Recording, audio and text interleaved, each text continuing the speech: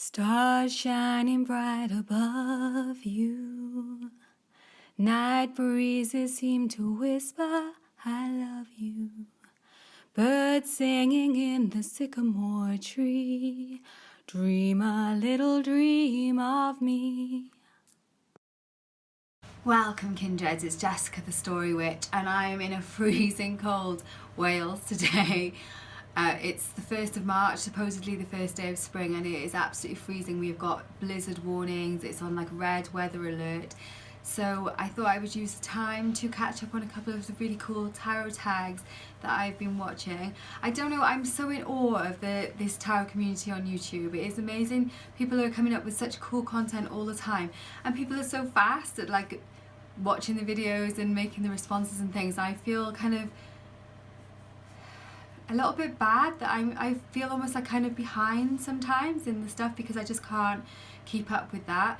But anyway, I don't know where I'm going with that. Apart from just to say, I guess that I'm really kind of grateful for this community and really impressed by the kind of quality of the content and the thought-provoking stuff that has come out of it. So anyway, today I'm going to do a VR to MsTracyTwo's tarot tag, which is the Ladder tarot tag based on Maslow's Hierarchy of Needs. And I thought this was a really cool idea. I've been familiar with this for quite a while now. It feels like almost in a previous life now, but I used to actually be a primary school teacher.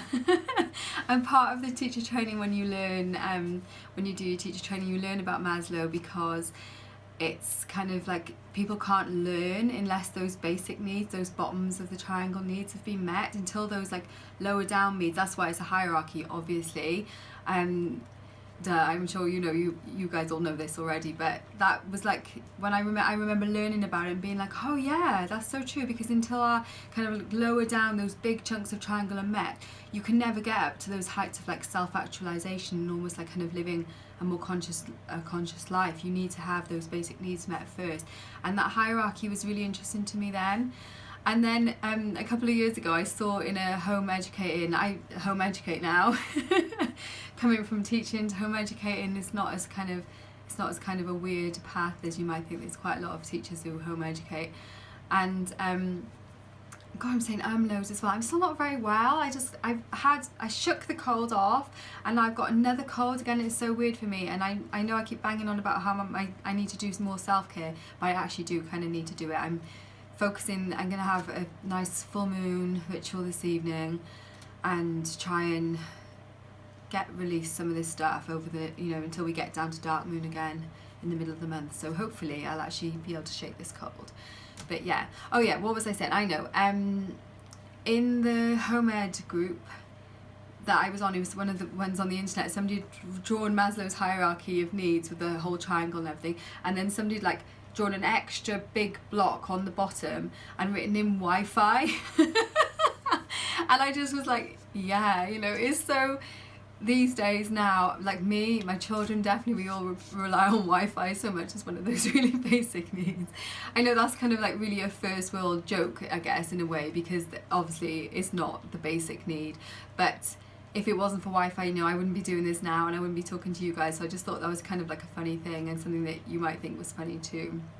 So anyway, Maslow's Hierarchy of Needs and tarot, and the whole idea of the tag is to talk about what decks you see as fitting into each band on the hierarchy. I printed off because when I think of Maslow as well, I also can't help. I remember when I learnt about it when I was doing the teacher training, it immediately brought to mind the idea of the chakra system, because that was something I'd been interested in, for ages since a child, and I still think of it very much that way. I printed something off the internet. This is obviously not, I don't own the copyright of this image, it's like off Google Images.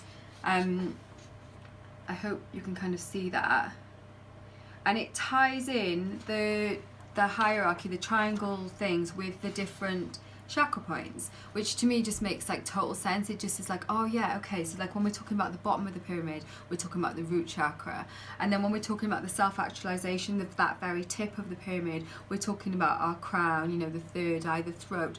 Those are all those things that are there. And then, you know, like the next part of the pyramid is our heart center, you know, and it's working that way down through the pyramid. So that, I printed that because I wanted that visual link of the pyramid with the chakras, because I thought that would help me to make the choices, because this wasn't straightforward.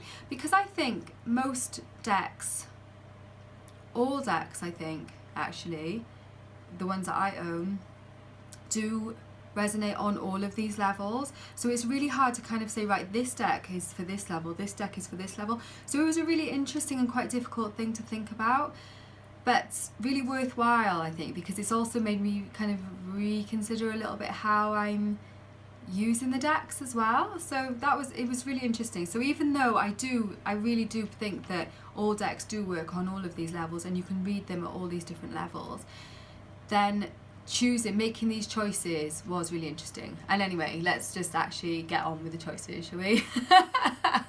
So after much deliberation, I had like loads of decks out everywhere, looking at them and thinking, do I use this for this? Do I use this for this?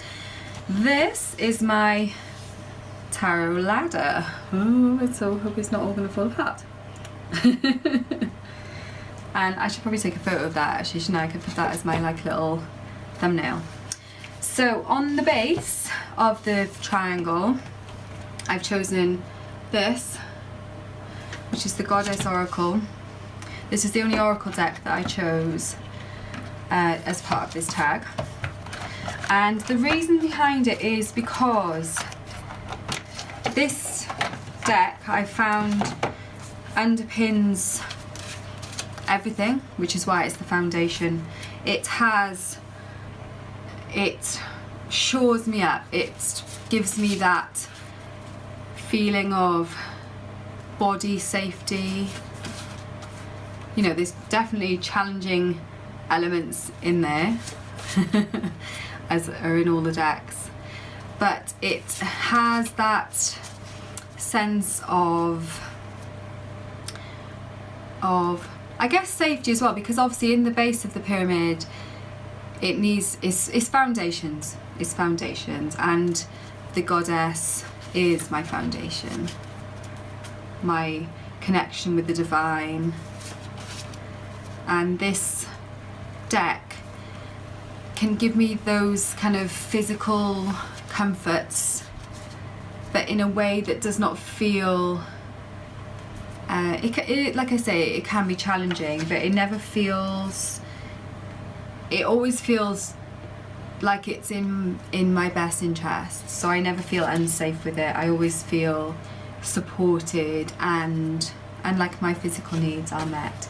It also often tells me, and the book is also really good for this, it is also excellent at pointing out where there may be things that I actually do need to take care of with my physical self.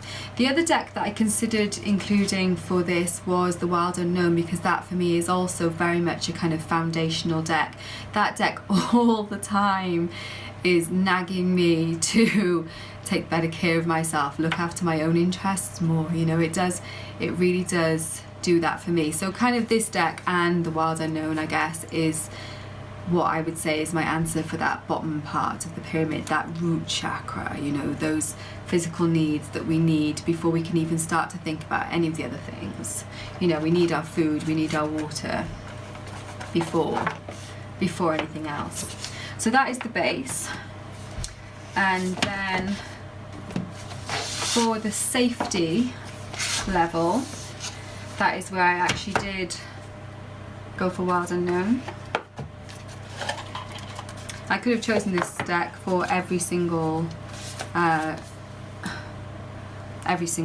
level. And I think, yeah, it's just so hard because all decks obviously do resonate at every level. And I realised when I was thinking about the different levels, that very much when I read, I'm the sort of reader who is focusing a lot on that top of the pyramid, on that self-actualization, on that road to self-actualization. And even though I do feel that's a valid thing, often if those, well, that's the whole point of the pyramid, isn't it? If those underneath levels are not present, then it can't, those, you know, you can't reach that self-actualization until those other needs have been met. So although most of my clients are kind of on board with that, people who come to me for readings are coming because they are working on that level of self-actualization, you know, and we all are, even when other aspects of our life are kind of going astray. You know, it's not the case that it's kind of like in each area of your life you need to be working through those pyramids. Obviously, on a kind of really basic level, if you are starving and you've got nowhere to live, then you're not going to be interested in self-actualization. But for lots of us, there might be crappy things going on in certain spheres of our life, and yet we can still focus on that self-actualization. But this tag was a really good reminder to me that those other layers are also really important. They are foundational, you know, each of them are building up on the next. So that was a really good kind of like reminder for me. It was useful. So thank you, Tracy. It was really good. And then for the third level, which is the love and belonging, I've chosen Ostara, which is my deck for this month, and I've had a little play around with it before. I couldn't wait, but I'm loving it. It's my daily draw deck. It's the deck that I use for my card of the month this month, and it is the deck that I will use for my full moon. And probably I usually use a different one for my new moon, for my dark moon, so it might not be that, but it depends. It might be. So there's the backs. I know this one lots of people have got already as well, so it is beautiful and it's gorgeously shiny edges, and the artwork's amazing. And because it has been done by 4 different artists, it looks you know, each shoot does look a little bit different, but somehow it all kind of gels. And I think that's why I liked it for love and belonging. I realise I haven't got any of those like kind of lusty decks like Tracy was talking about. I just don't, that imagery just doesn't kind of do it for me really. So the decks I've got that are kind of love and belonging focused are more like, they're on all relationships. It's not just a kind of sexual thing. It is mainly they're more the kind of family relationships, community relationships, as well as, you know, sexual relationships. And I love that card so much. It's just gorgeous. And this deck has been surprisingly gentle. I was kind of expecting it to be a little bit like springy and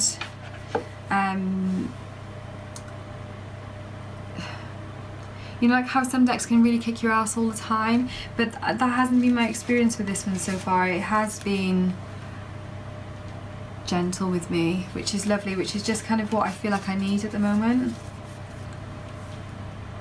It's beautiful, and like I say, that it seems to me to kind of resonate on that kind of community and belonging and kind of feeling part of something bigger than yourself, you know. So like now our basic needs have been met, we feel safe, and now we can start kind of building relationships and building community with other people. And I feel like that deck really does, it does resonate on that level for me. So yeah, that was cool, and I was glad that I had that, because I was thinking that, you know, that is an area that I haven't really got a huge amount of decks. The other one that I did consider for that was the Chrysalis Tarot, because of the way the that setup, there's so many people in that, so that does kind of feel like a very community deck as well. So that was another potential for that one. But this one, it has definitely got a very kind of special energy about it, which I'm really enjoying. So that is that. And then we have got the 4th level on the pyramid, which, let me just check what that is. It is the confidence and self-esteem. And I find that is so tied in with that high, you know, obviously without that feeling, almost, it's not even just self-esteem, it's like self-knowledge, self-assurance, you know, of feeling who you are in the world and being who you are in the world. And for me, I chose Shadowscapes for this, which I know some people really aren't into this, especially. I would love to get that, I think it's the Polish version, which is like big and like then trim it, because I do hate all the purpley wishy-washy borders, but this deck is it does give me a really nice boost, and it does, when I've talked to this deck about myself and any things that I'm insecure about, or things that I want to know about, like how I'm pushing forward with things, this deck has been spot on with answers for that, and has really given me the insights that I've needed in that area. So this was not that tricky a choice actually for this particular level on the pyramid.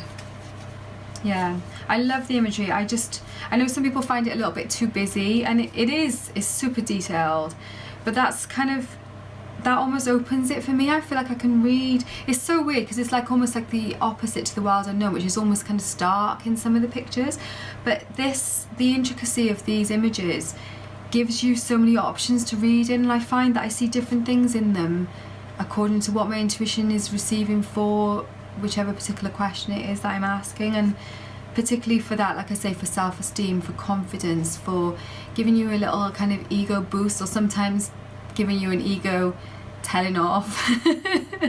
This deck does definitely do that for me, and so yeah, I'm grateful for that deck, for that, the Shadowscapes. I'll put the list of all the decks and obviously all the links for the challenge and everything in Tracy's original video in the description box, so you can see that. And then my self-actualization deck, the cream of the crop. Not really, obviously, like I've been saying all the way through, because each of the levels are build upon the next, and you can't have the top unless you have the bottom. Now this one might be a little bit of a surprise, because some people see this as a kind of, not a gimmicky deck, but as not a serious deck. And that's one of the things I love about it. And that is Paulina Cassidy's Joie de Vivre. And I totally disagree when people say that this deck is kind of for children. It can be for children. My 8-year-old daughter loves this deck. She likes to use it. I'm thinking of getting her, though, her own deck soon. And I'm excited to watch. Kellyanne Maddox has just put up an unboxing of the Unicorn Tarot, and that could well be the first deck that I buy for my daughter. I'm going to go over and watch that video this afternoon.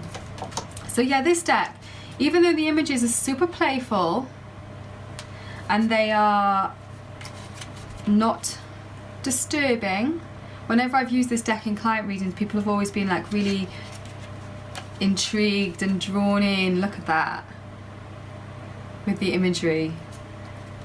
It's so beautifully drawn, and really it does really draw you into the story. And I think it's that kind of like that fantasy element. It's definitely like that kind of third eye, you know. It's not seeing in a way that, it's not seeing in a mundane way. This deck is definitely seeing in a more magical framework, a more magical paradigm. And that is why that deck would be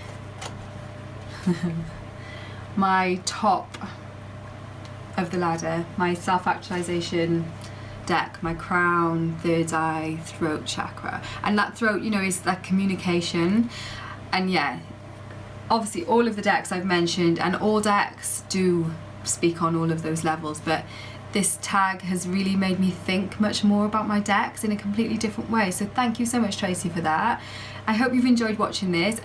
Leave me any questions or comments and everything down below. Let me know if you're doing the tag so I can come over and watch your videos, and subscribe to your channel if I'm not already. I'm trying to kind of find everyone in the tarot community so that I can subscribe to their channels and watch their videos. Although, like I said, I do struggle to kind of keep up because there's just so much amazing content. You know, I just don't see people, I don't see bad videos. People are all saying such useful things, and I'm fairly new to YouTube and I just love it. I've been on here watching for a little while, but a more limited number of people, whereas now I'm really kind of seeing more smaller channels and things like mine that are just making really cool videos. It's so lush to connect with people on this platform. So yeah, anyway, I'm rambling again now. I think it's this cold. I think I'm going a little bit little bit crazy. Maybe it's the snow as well, I'll blame it on the snow.